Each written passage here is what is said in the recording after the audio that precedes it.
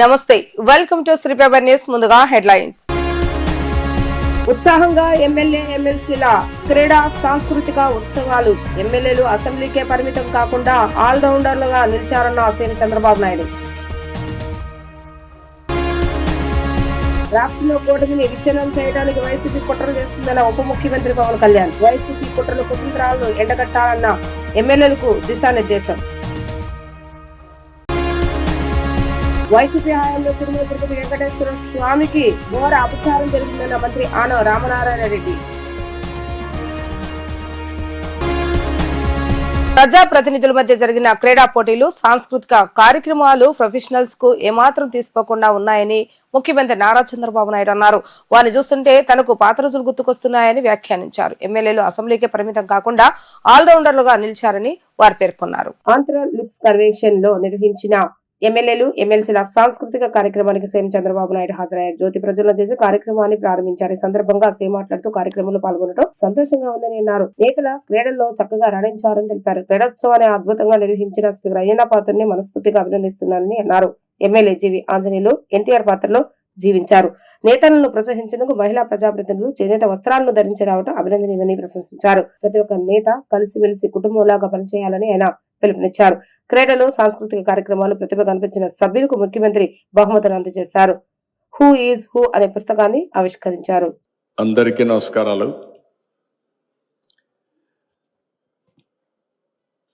గౌరవనీయులు శాసనసభ స్పీకర్ అయ్యన్న పాత్రుడు గారు, సహచర మంత్రివర్గ సభ్యులందరికీ నమస్కారాలు. Wonderful experience. ఇంకా పాపం రఘురామకృష్ణరాజు గారిని చూస్తున్నారు. స్పోర్ట్స్ దెబ్బ ఇంకా చేయకూడదు, కుదుర్చుకోలేదు. ఆపరేషన్ చేసుకొని మొన్నే వచ్చాడు. ఇప్పుడే మీరు ఒక స్పోర్ట్స్ ఈవెంట్ అంతా కూడా చూపించారు. ఎంత స్పోర్టివ్గా ఆడారంటే నిజంగానే మీరు ఒలింపిక్ గేమ్స్కి సెలెక్ట్ అయ్యే పరిస్థితులు ఆడారు. మీ యొక్క స్పందన చూస్తూ ఉంటే అంటే మామూలుగా ఎమ్మెల్యే వాళ్ళు పార్టిసిపేట్ చేస్తారు కానీ మనసు పెట్టి ఆడారు. యాక్టింగ్లో దీవించారా, స్పోర్ట్స్లో దీవించారా? అచ్చెన్నాయుడు గారు తప్పించుకున్నారు.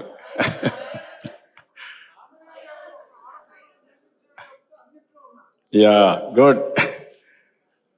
ఇవన్నీ చూసిన తర్వాత ఈరోజు కూడా కల్చరల్ ప్రోగ్రామ్స్ కూడా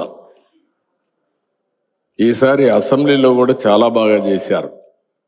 అంటే ఎమ్మెల్యేలు ఎప్పుడు కూడా అసెంబ్లీకే పరిమితం కాకుండా ఆల్ రౌండ్. నాకు పాత రోజులు వస్తున్నాయి.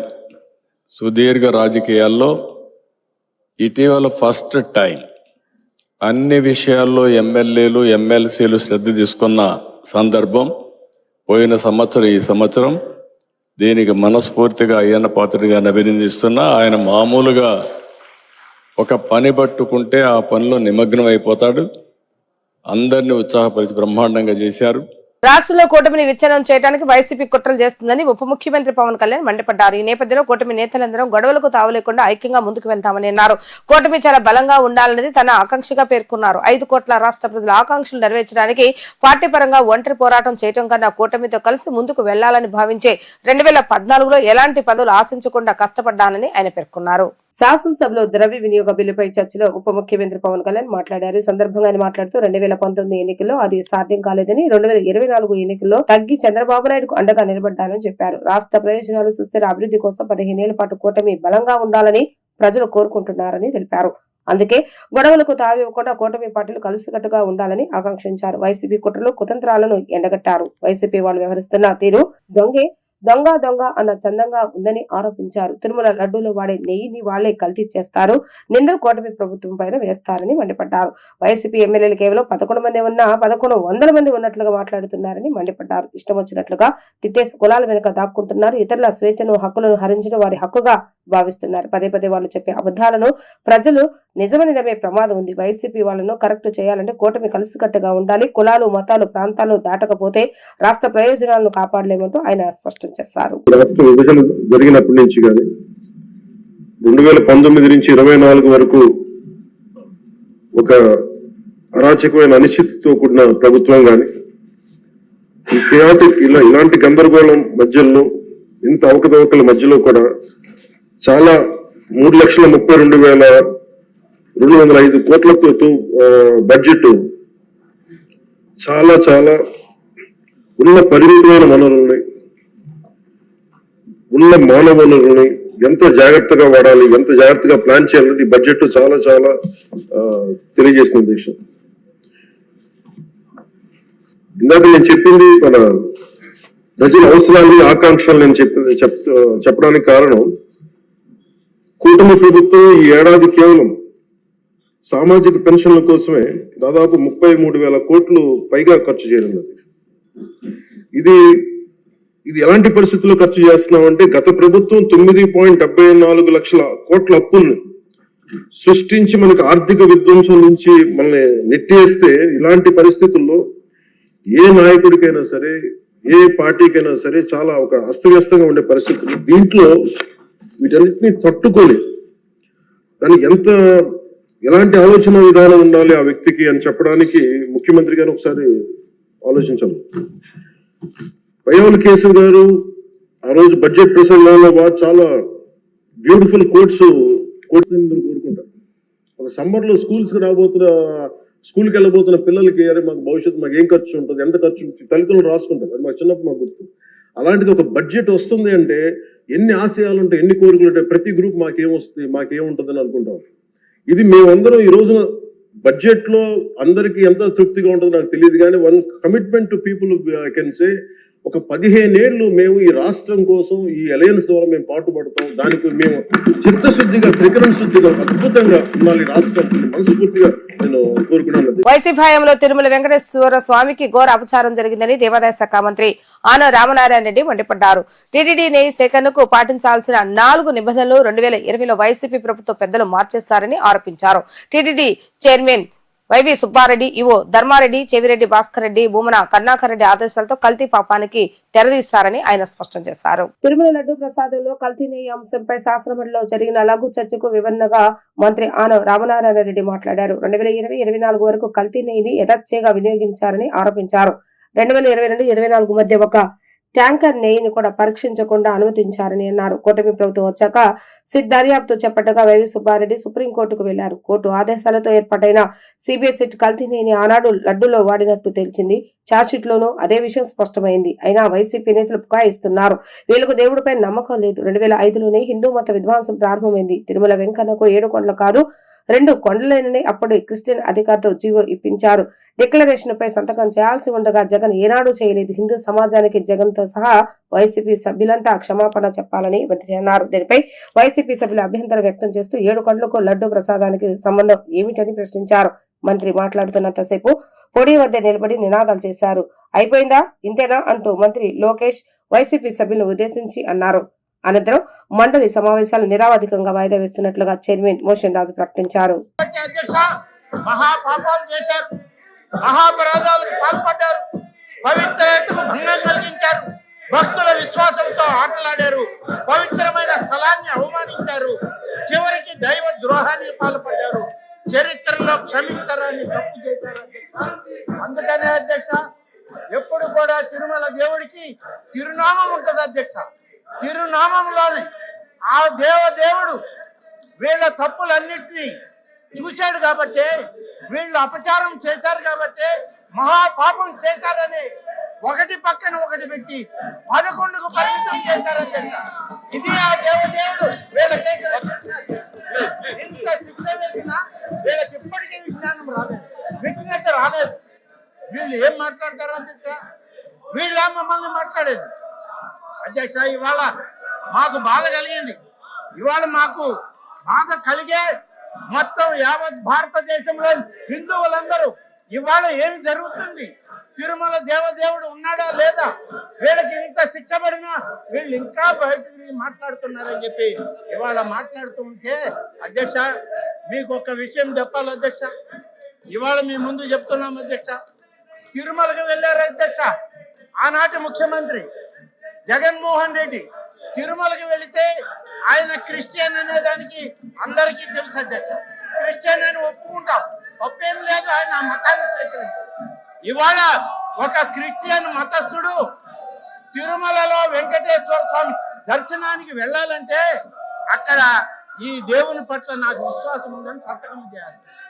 నేను చెయ్యను అని చెప్పి తిరస్కరించి పుస్తకం విసిరేసి వెళ్ళాడు అధ్యక్ష. ఈయన అధ్యక్ష, ఈయన ఈ రాష్ట్ర ముఖ్యమంత్రి, ఈయన హిందువుల ధర్మాన్ని కాపాడేది. ఆయనకి మద్దతుగా వీళ్ళందరూ ఇవాళ మాట్లాడుతున్నారు. వీళ్ళు సిగ్గుపడాలి అధ్యక్ష, వీళ్ళు సిగ్గుపడాలి. ఇటువంటి ముఖ్యమంత్రిని, ఇటువంటి నాయకుడిని ఇంకా పెట్టుకొని ఉన్నారంటే ఆ నాయకుడి యొక్క ట్విట్టర్లకి, ఆ నాయకుడి యొక్క ఫోన్ కాల్స్ కి వీళ్ళు ఇక్కడికి వచ్చి భజన చేస్తున్నారంటే సిగ్గుతో తలవంచుకోవాలి అధ్యక్ష. మహాపాపం చేసి కలిసి కుట్ర చేసింది వీళ్ళ అధ్యక్ష, మేం కాదు. ఇరిగేషన్ ప్రాజెక్టుల నిర్మాణంలో నాణ్యత విషయంలో ఎలాంటి రాజకీయ తావు లేదని ముఖ్యమంత్రి నారా చంద్రబాబు నాయుడు స్పష్టం చేశారు. గత ప్రభుత్వ హయాంలో కీలకమైన పోలవరం ప్రాజెక్టు డయాఫ్రమ్ వాల్ దెబ్బతిన్న విషయాన్ని ఆయన ఈ సందర్భంగా ప్రస్తావించారు. పోలవరం, వెలుగొండ, హంద్రీనివా, చింతలపూడి లిఫ్ట్ తో సహా పలు కీలక ప్రాజెక్టుల పురోగతిపై సీఎం చంద్రబాబు నాయుడు అసెంబ్లీలోని తన ఛాంబర్లో అధికారులతో సమీక్ష నిర్వహించారు.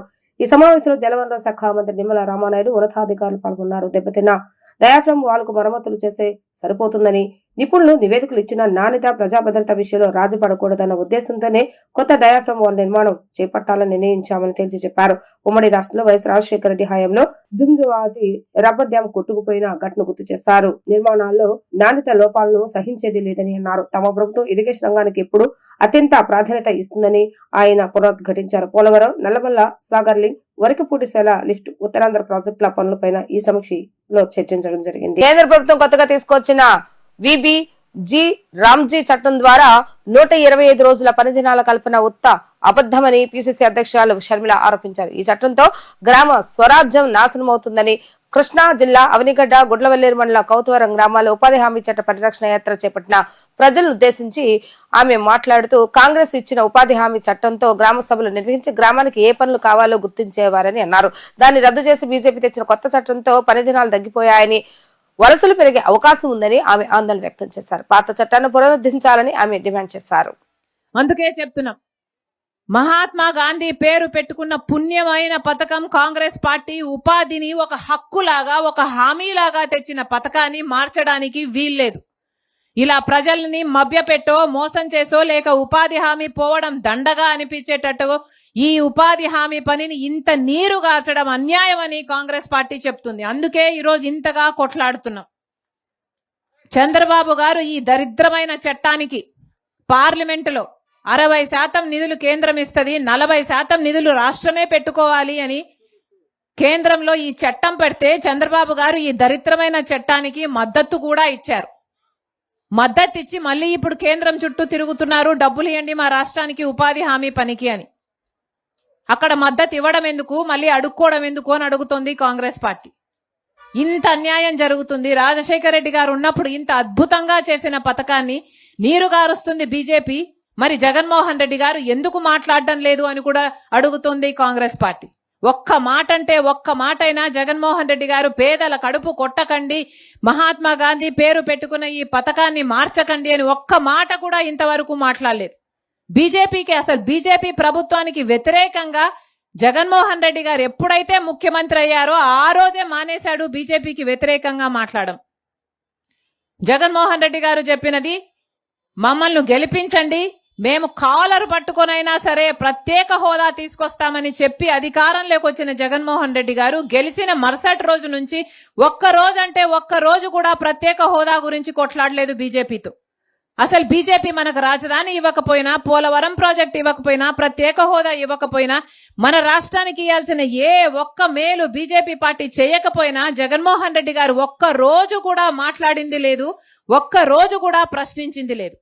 ఇక కూటమి సర్కార్ అయితే ఇక వాళ్ళంతా ఒకటే కూటమి అయ్యారు. ఇక వీళ్ళేం అడుగుతారు బీజేపీని అంటే, మన రాష్ట్రంలో ఏ పార్టీలు ఉన్నాయో, తెలుగుదేశం అయినా సరే, జనసేన అయినా సరే, వైసీపీ అయినా సరే, మొత్తం అందరూ బీజేపీకి మద్దతిస్తున్నారు. కుట్రల గ్రామంలోని శ్రీ మారెమ్మ అమ్మవారి ఆలయ అభివృద్ధికి కృషి చేస్తానని ఎంపీ కేశవ శివనాథ్ అన్నారు. అమ్మవారి దర్శనానికి వచ్చిన తనకు ఎంతో ఆప్యాయత, అభిమానంతో ఘన స్వాగతం పలికి ఆలయ ట్రస్ట్ బోర్డు సభ్యులకు, గ్రామ పెద్దలకు, ఆయన అధికారులకు ఎంపీ ధన్యవాదాలు తెలియజేశారు. విసన్నపేట మండలం పిట్రల గ్రామంలో శ్రీ మారెమ్మ అమ్మవారిని ఎంపీ కేశవ శివనాథ్ దర్శించుకున్నారు. అమ్మవారి దర్శనానికి వచ్చిన ఎంపీ శివనాథ్ కు ఆలయ trust board chairman Terla Srinivasarao, trust board సభ్యులు, ఆలయ అధికారులు ఘన స్వాగతం పలికారు. వేద పండితుల మంత్రోచ్చరణతో స్వాగతం పలక అమ్మవారికి పట్టు వస్త్రాలను ఎంపీ శివనాథ్ సమర్పించారు. ఈ సందర్భంగా ఆలయ సమస్యలను ఎంపీ దృష్టికి ట్రస్ట్ బోర్డు సభ్యులు తీసుకొచ్చారు. అనంతరం మీడియాతో ఎంపీ కేశవ శివనాథ్ మాట్లాడుతూ ఎప్పటి నుంచో శ్రీ మారెమ్మ అమ్మవారి దర్శనానికి రావాలని అనుకుంటున్నానని, ఇప్పటికే అమ్మవారి దర్శన భాగ్యం లభించిందని అన్నారు.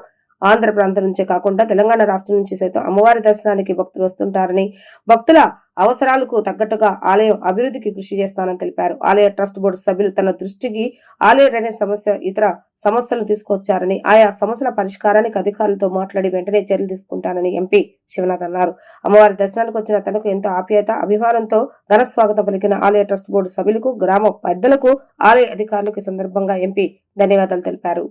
దర్శనం కోసం పుట్రాల గ్రామానికి ఎప్పుడో ఎలక్షన్స్ ముందు అందరం కలిసి వచ్చాం. ఎప్పటి నుంచో రావాలి అని ఆశతో చూస్తుండగా ఈలోపు ట్రస్ట్ బోర్డు ప్రమాణ స్వీకారం తర్వాత కాలక్రమేణా పార్లమెంట్ సమావేశాలు ఇటువంటివన్నీ ఉండటం వల్ల గత 15 రోజులు దాకా అనుకున్నాం. ఇక్కడికి రాగానే అందరూ కూడా బోర్డు సభ్యులు అందరూ కూడా చక్కగా అమ్మవారిని దర్శనం చేపించి ఆశీర్వచనానికి అమ్మవారి దయ వల్ల ఈ నియోజకవర్గం, ఈ గ్రామం కూడా అభివృద్ధి చెందాలని అందరం అమ్మవారిని ఎదుర్కోవడం జరిగింది. అంతేకాకుండా ఆలయంలో సమస్యలను కూడా కొన్ని తెలుసుకోవడం జరిగింది. ఆలయంలో ఎంతో మంది భక్తులు ఇక్కడికి వచ్చి దర్శనాలు చేసుకుంటూ ఉంటారు. అక్కడ చిన్న చిన్న డ్రైనేజ్ సమస్యలు, చిన్న సమస్యలు ఉన్నాయి. ఎక్కువ ట్రస్ట్ బోర్డు వారు అందరూ దృష్టికి తీసుకొచ్చారు. మీ దృష్టికి తప్పకుండా ఎంఆర్ఓ గారి దృష్టికి, ఆర్టీఓ గారి దృష్టికి తీసుకువెళ్ళి వాళ్ళ సమస్యలు పరిష్కరించి అమ్మవారి పవిత్రతను మరింత వెలుగొందే విధంగా ఈ చుట్టుపక్కల తెలంగాణ నుంచి కూడా అత్యధిక భక్తులు వస్తూ ఉంటారు కాబట్టి దానికి సరిపడా అవకాశాలు, సదుపాయాలు ఇచ్చే విధంగా ఉంటామని తెలియజేసుకుంటూ ట్రస్ట్ బోర్డు వారికి, ఈ ఆలయ ఈఓ గారికి, ఇక్కడికి వచ్చిన గ్రామస్తులకి అందరికీ కూడా పేరు పేరున ధన్యవాదాలు. గడిచిన 20 నెలల్లో దాదాపు 9,000 నియామకాలు కూటమి ప్రభుత్వం చేపట్టిందని రాష్ట్ర వైద్య ఆరోగ్య శాఖ మంత్రి సత్యకుమార్ యాదవ్ వెల్లడించారు. ఇందులో 2,000 మంది వైద్యులు, 5,800 మంది పారామెడికల్ సిబ్బంది, 1,200 మంది ఆశా వర్కర్లు ఉన్నారని వారు తెలిపారు. సగటు నెలకు 450 చొప్పున పోస్టులు భర్తీ చేశామని ఆయన పేర్కొన్నారు. ఈ నియామకాల వల్ల ప్రభుత్వంపై సంవత్సరానికి సుమారు 350 కోట్ల వరకు ఆర్థిక భారం పడుతున్నప్పటికీ పేదలకు మెరుగైన వైద్య సేవలు అందించాలన్న లక్ష్యంతోనే ఖాళీలను భర్తీ చేస్తున్నామని మంత్రి తెలిపారు. విజయవాడలోని డాక్టర్ ఎన్టీఆర్ ఆరోగ్య విజ్ఞాన విశ్వవిద్యాలయంలోని ఆలోచన హాల్లో అసంక్రమిత వ్యాధుల నియంత్రణ కార్యక్రమంలో భాగంగా ప్రాంతీయ ఏరియా హాస్పిటల్ ఏర్పాటు చేసిన ఎన్సీడీ క్లినిక్ల నిర్వహణ కోసం ఎంపిక చేసిన 74 మంది వైద్యులకు మంత్రి నియామక పత్రాలు అందజేశారు. ఈ సందర్భంగా మంత్రి మాట్లాడుతూ జీవన శైలిలో వచ్చిన మార్పుల వల్ల అసంక్రమిత వ్యాధులు రోజురోజుకి పెరుగుతున్నాయని ఆందోళన వ్యక్తం చేశారు. పీడియాట్రిక్ ప్రివెంటివ్ చర్యలతో భాగంగా చేపట్టిన ఎన్సీడీ 04 సర్వేలో రాష్ట్ర వ్యాప్తంగా ఓరల్, బ్రెస్ట్, సర్వైకల్ క్యాన్సర్ల కేసులు గుర్తింపు పరీక్షలు నిర్వహిస్తున్నామని చెప్పారు. అనుమానిత లక్షణాలు కనిపించిన వారిని పిహెచ్సి వైద్యులు ప్రాంతీయ ఏరియా హాస్పిటల్కు పంపుతున్నామని తెలిపారు. ఈ రోగులకు వైద్య సేవలు అందజేయడంలో కొత్తగా నియమితులైన వైద్యులు కీలక పాత్ర పోషించవలసి ఉంటుందని మంత్రి పేర్కొన్నారు. క్యాన్సర్ కేసులు సుమారు 60% వరకు ముందస్తు పరీక్షల ద్వారా నిరోధించవచ్చని అన్నారు.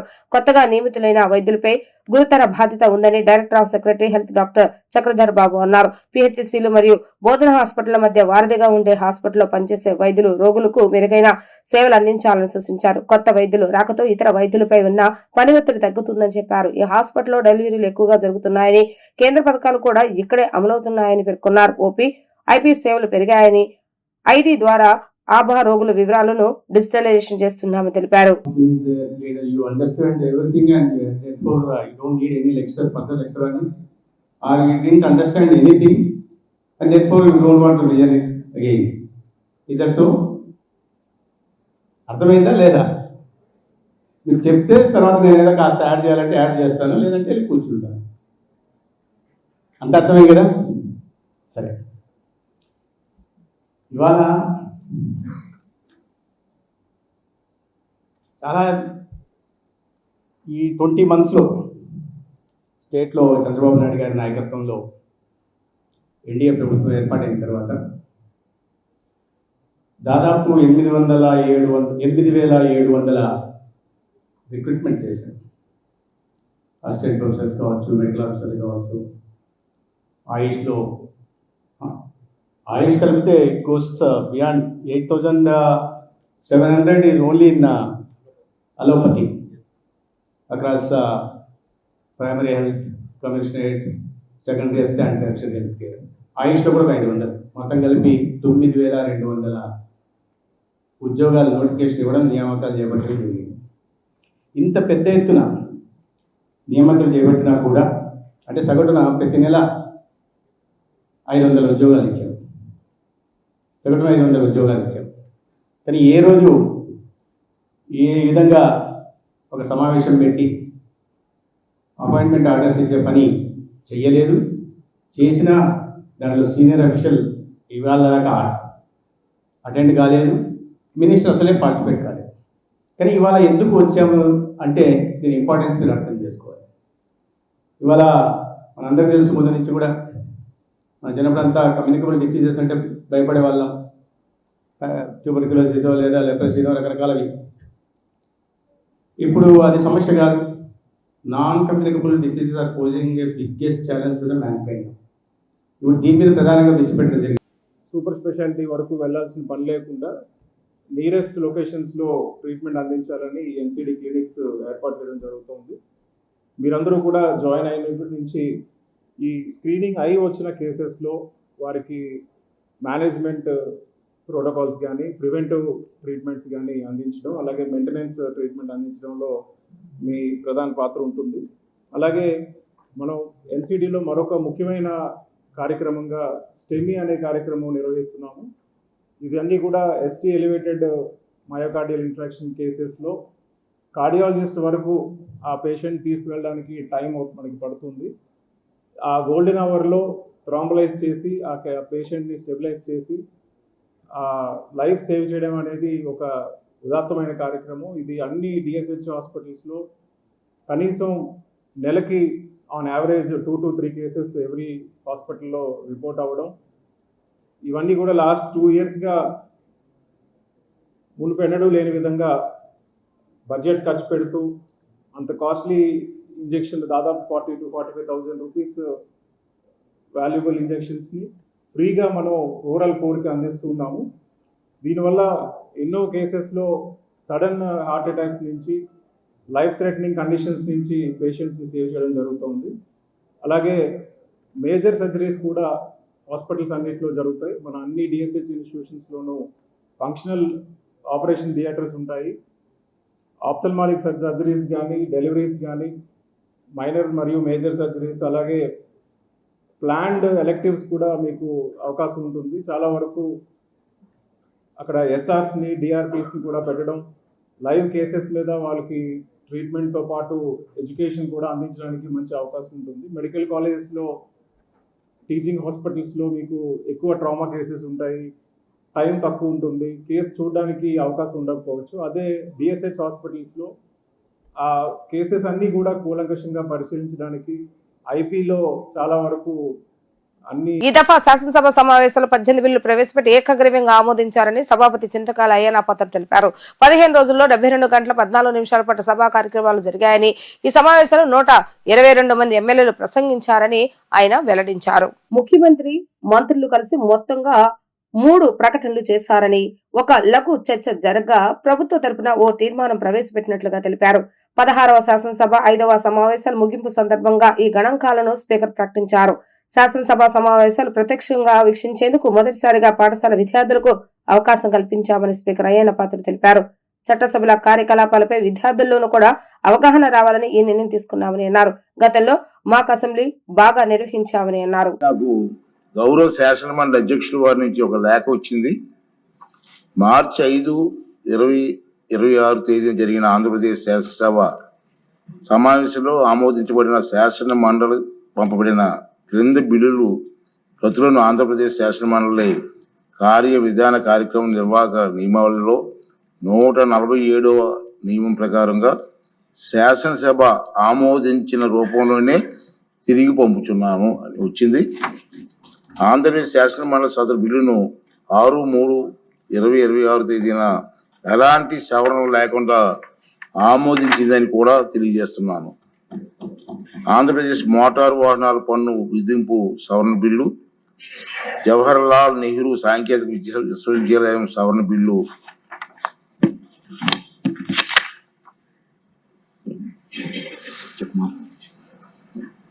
అదేవిధంగా ఈ కార్యక్రమం జరుగుతుంది ఇక్కడ మనం చూశారు. పైన బీజేపీ అధ్యక్షులు మన మాధవ్ గారు కూడా ఉన్నారు, వారికి కూడా ధన్యవాదాలు తెలియజేస్తున్నానండి. మరొక విషయం ఏంటంటే ఈరోజు అనగా 6/3/2026 కలుపుకొని 166 స్కూల్స్ నుంచి చాలా ఫస్ట్ టైం అండి ఇది. మన పెద్దలందరి సహకారంతో ఒక నిర్ణయం తీసుకోవడం జరిగింది. ఎందుకంటే పిల్లల్ని కూడా అసెంబ్లీ చూడాలి, అసెంబ్లీలో జరుగుతున్నటువంటి ఈ కార్యక్రమాలకు అవగాహన రావాలనే ఉద్దేశంతో పెద్దలందరూ వాళ్ళు కూర్చున్నప్పుడు అనుకున్నాం. మాకు అసెంబ్లీ చేసాం, బ్రహ్మాండం చేసింది. అయితే పిల్లల్ని కూడా తీసుకొస్తే అసెంబ్లీ చూపిస్తే బాగుంటుంది ఒక నిర్ణయం తీసుకోవడం జరిగింది పెద్దలందరూ కూడా. దాని ప్రకారంగా ఇప్పటికి ఈ రోజుకి 166 స్కూల్స్ నుంచి 6,693 మంది పిల్లలు చూశారు అసెంబ్లీ. ప్రతి గ్యాలరీలో ప్రతిరోజు వస్తున్నారు, ప్రతి స్కూల్ నుంచి వస్తున్నారు, రాష్ట్రం నలుమూల నుంచి వచ్చారు. యాజమాన్యం వారికి వార్తలు ముగించే ముందు హెడ్లైన్స్ మరొకసారి. ఉత్సాహంగా ఎమ్మెల్యే ఎమ్మెల్సీల క్రీడా సాంస్కృతిక ఉత్సవాలు. ఎమ్మెల్యేలు అసెంబ్లీకే పరిమితం కాకుండా ఆల్రౌండర్లుగా నిలిచారన్న సీఎం చంద్రబాబు నాయుడు. రాష్ట్రంలో కూటమిని విచ్ఛిన్నం చేయడానికి వైసీపీ కుట్రలు చేస్తుందన్న ఉప ముఖ్యమంత్రి పవన్ కళ్యాణ్. వైసీపీ కుట్రలు కుతంత్రాలను ఎండగట్టాలన్న ఎమ్మెల్యేలకు దిశానిర్దేశం. వైసీపీ హయాంలో తిరుమల తిరుపతి వెంకటేశ్వర స్వామికి ఘోర అపచారం జరిగిందన్న మంత్రి ఆనవ రామనారాయణ రెడ్డి. ఇవి ఈ రోజు వార్తా విశేషాలు. మరలా 3 ప్రసారమైన వార్తలో మళ్ళీ కలుద్దాం. అంతవరకు సెలవు, నమస్కారం.